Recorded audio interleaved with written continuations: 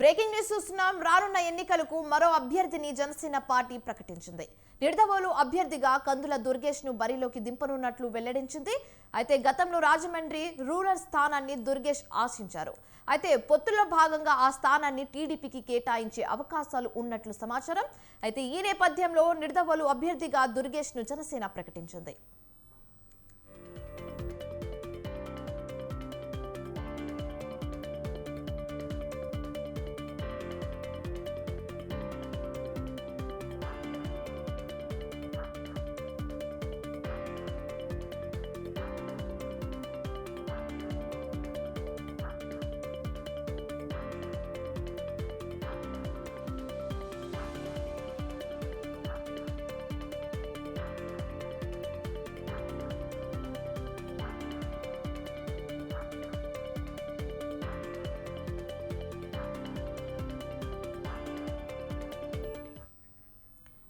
రానున్న ఎన్నికలకు మరో అభ్యర్థిని జనసేన పార్టీ ప్రకటించింది. నిడదవోలు అభ్యర్థిగా కందుల దుర్గేష్ ను బరిలోకి దింపనున్నట్లు వెల్లడించింది.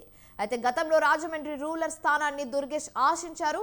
అయితే పొత్తులో భాగంగా ఆ స్థానాన్ని టీడీపీకి కేటాయించే అవకాశాలు ఉన్నట్లు సమాచారం. ఈ నేపథ్యంలో నిడదవోలు అభ్యర్థిగా దుర్గేష్ ను జనసేన పార్టీ ప్రకటించింది.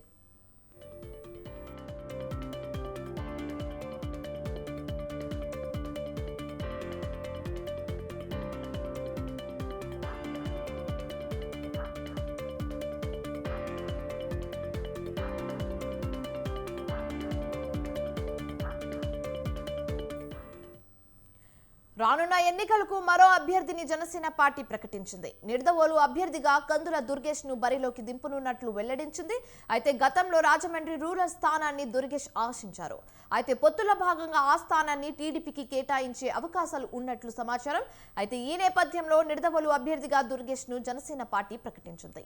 ఇక ఇదే అంశానికి సంబంధించి మరింత సమాచారం మా ప్రతినిధి రవిచంద్ర ఫోన్ ఇన్ ద్వారా అందిస్తారు. రవిచంద్ర, చెప్పండి. శివాని, ఈ పొత్తులు దాదాపుగా ఖరారయ్యి ఇక సీట్ల కసరత్తు అయితే అన్ని పార్టీల్లో ప్రారంభమయ్యాయి. ముఖ్యంగా జనసేన, తెలుగుదేశం, బీజేపీ కసరత్తు నేపథ్యంలో ఆ అభ్యర్థులను చకచక ఎంపికలు అయితే జరుగుతున్నాయి. జనసేన మరో అభ్యర్థిగా ఇప్పుడు దుర్గేష్ ను ప్రకటించింది.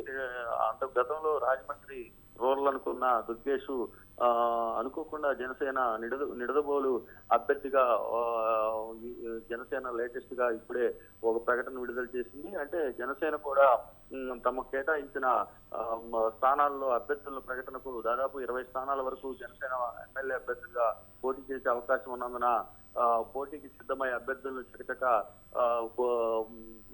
పూర్తి చేసేందుకు జనసేన అధినేత అయితే ఇప్పటికే కసరత్తులు ప్రారంభించి ఏర్పాట్లు అయితే చేస్తున్నారు. Shivani. Right, thank you Ravichandra.